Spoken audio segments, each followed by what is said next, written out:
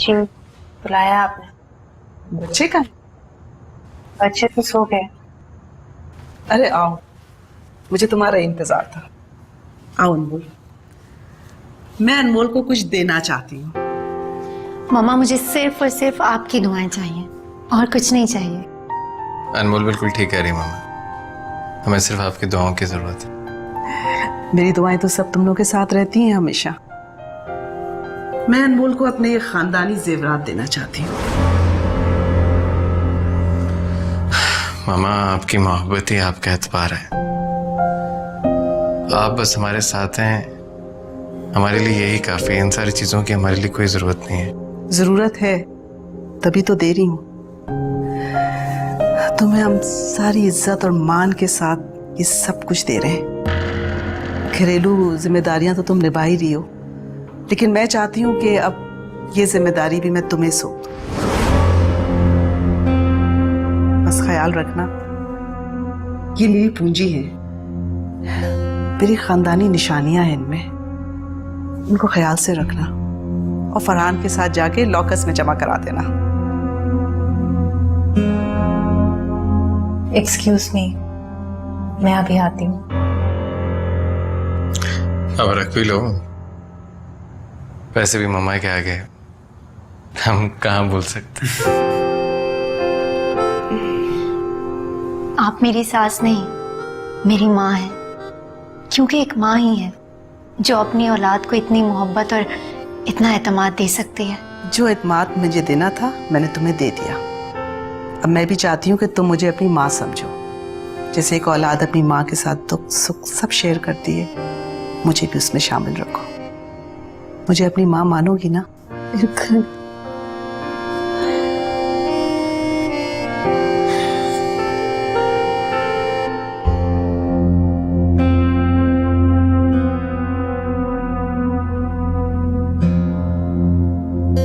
लगता है कि आज किसी ने ठीक से खाना नहीं खाया। आपको खाने की पड़ी हुई है, मेरे अंदर आग लगी हुई है। इस घर की बड़ी बहू मैं हूं, मुझे तो कभी वो इज्जत और मुकाम नहीं दिया गया जो एक ही दिन में अनमोल को दिया गया है। अनमोल वो इज्जत और मुकाम डिजर्व भी करती है। हर भाई बात साफ है, अम्मी को मान देने के बाद मुझे तो उसने अपना फैन बना लिया है। और अगर मैं होता ना अम्मी की जगह, तो मैं भी उससे वही इज्जत और मुकाम देता। अच्छा, मुझे तो आपने कभी कुछ नहीं दिया और ना ही इसके बारे में सोचा। इसलिए फरियाल कि तुम में और अनमोल में बहुत फर्क है। वो इखलाक की जिस बुलंदी पर है ना फरियाल, तुम जाके भी नहीं पहुंच सकती। खैर, औरत का औरत से जेलस होना एक फितरी अमल है, लिहाजा होती रहो जेलस।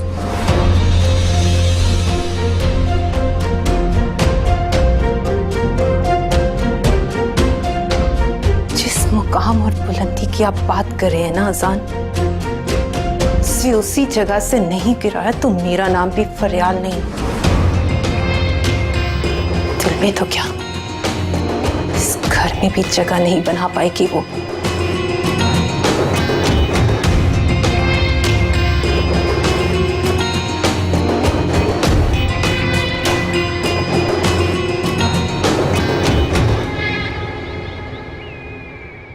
तो मैं उससे कह रहा था इस बारे में, लेकिन भाभी, भाभी, फरियाल भाभी।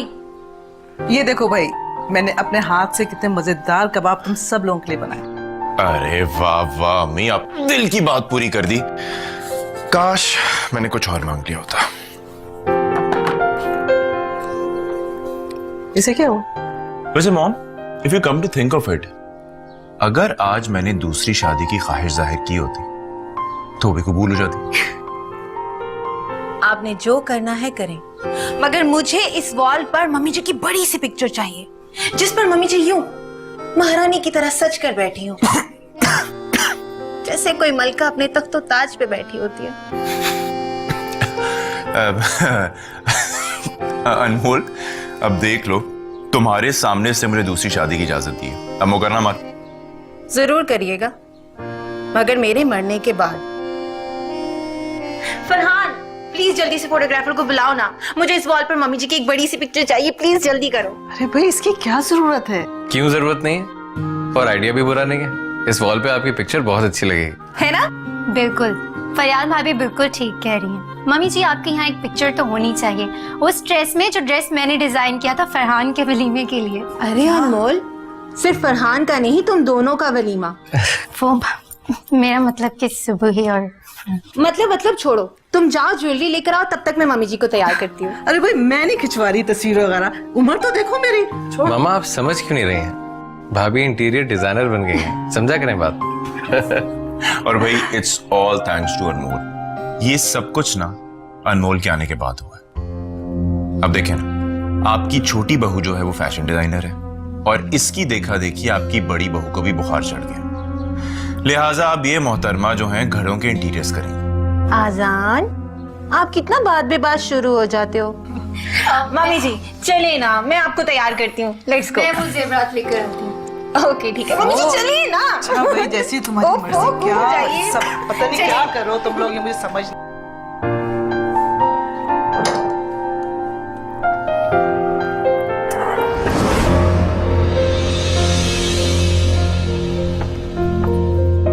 मामा ने जो ज्वेलरी दी थी मैंने यहीं रखी थी।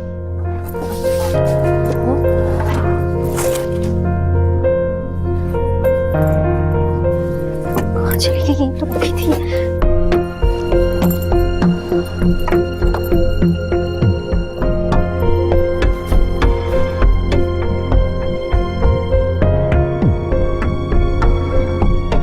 ज्वेलरी कहाँ गई?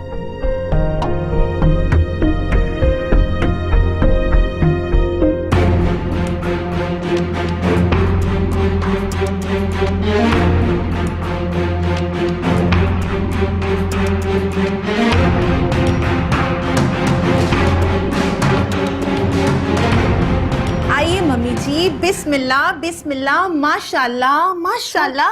मैं कुर्बान जाऊं, मैं वारी जाऊं अपनी मम्मी जी के ऊपर से। कितनी सोनी लग रही है मेरी मम्मी। बस कर दो फरियाद, बस तुम्हारी जिद के लिए सब कुछ किया है मैंने। नमाज से पहले सब मेकअप और कपड़े चेंज कर लूंगी। हाय मेरी लाडो रानी, ठीक है मानती हूँ, थैंक यू सो मच। अच्छा मैं जरा अनमोल को देखूं, उसने पता नहीं इतनी देर क्यों लगा दी है, लेकिन तब तक मेरी महारानी जरा ठाट बाट जरा संभाल के रखें। अच्छा। अभी फोटोग्राफर ने आना है। अच्छा ठीक है, तुम जाओ। वो कुर्बानियां जाओ मां सबके।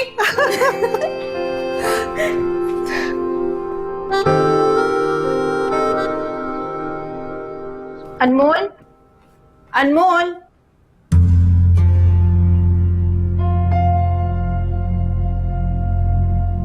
भाभी, अनमोल ये सब क्या है? क्या हालत बना रखी है? भाभी जो मम्मी जी ने मुझे जेवरात रखने के लिए दिए थे ना, वो मैंने यहीं रखे थे, लेकिन अब यहाँ नहीं है। क्या क्या कह रही हो? ऐसा कैसे हो सकता है अनमोल? कहाँ गए होंगे? भाभी मैंने पूरे बेडरूम में तलाश कर लिए, मैंने अपने हाथों से यही रखे थे, लेकिन अब यहाँ नहीं है। अनमोल मुझे तो यकीन नहीं हो रहा है कि तुम ये क्या कह रही हो। अच्छा तुम परेशान मत हो, यहीं कहीं होगी, हम मिलकर ढूंढ लेते हैं। तुम यहाँ देखो, मैं यहाँ देखती हूँ।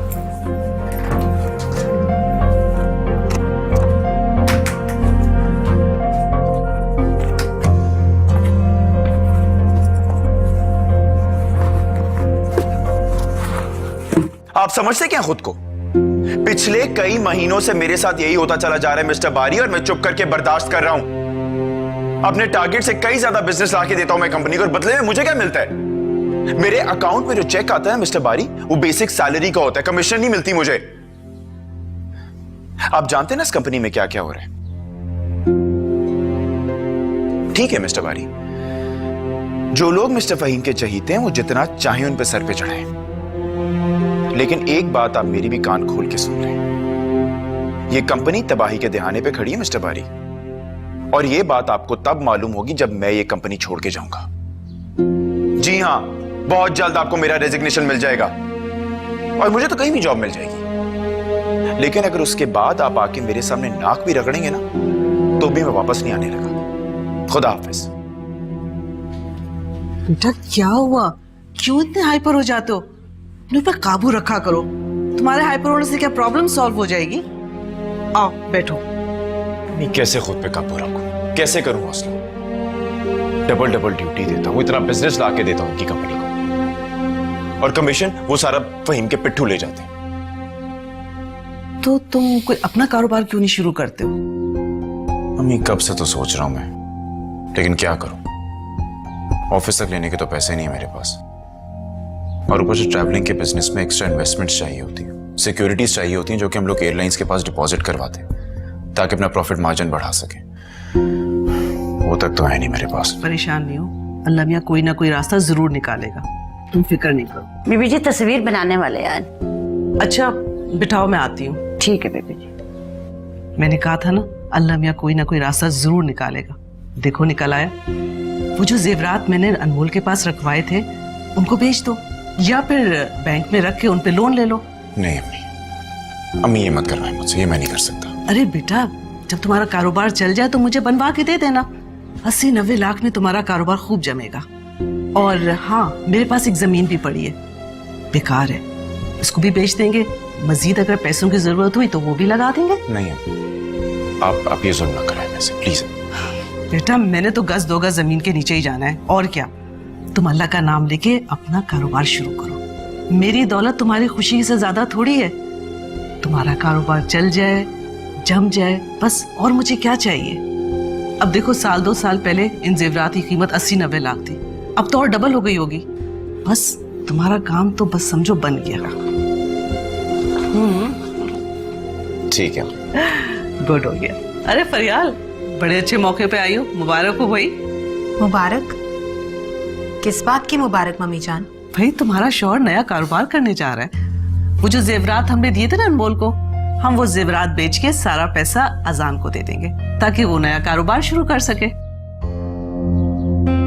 आजकल किस्मत ही मेरा साथ दे रही है। जेवरात छुपाकर मैंने अपना एक नहीं 2 फायदे कर लिए हैं। पहले इनकी गुमशुदगी पर अनमोल पर बुराई, जेवरात मिलने के बाद आजान की तरक्की।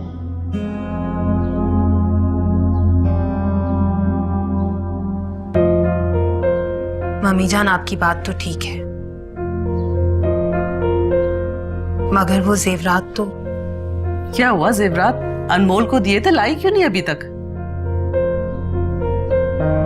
जेवरात वहां पर नहीं है मम्मी जान। व्हाट?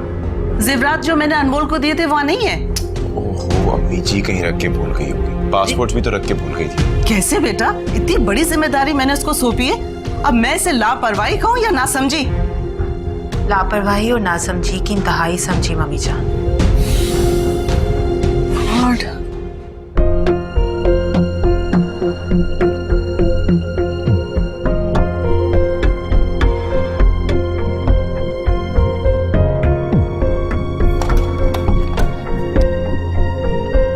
देखो, ना तो कोई घर के अंदर आएगा और ना ही कोई घर से बाहर जाएगा। कान खोलकर सुन लो मेरी बात, जब तक पुलिस नहीं आ जाती ना ही कोई घर के अंदर आएगा और ना ही कोई घर से बाहर जाएगा। ठीक है मैडम।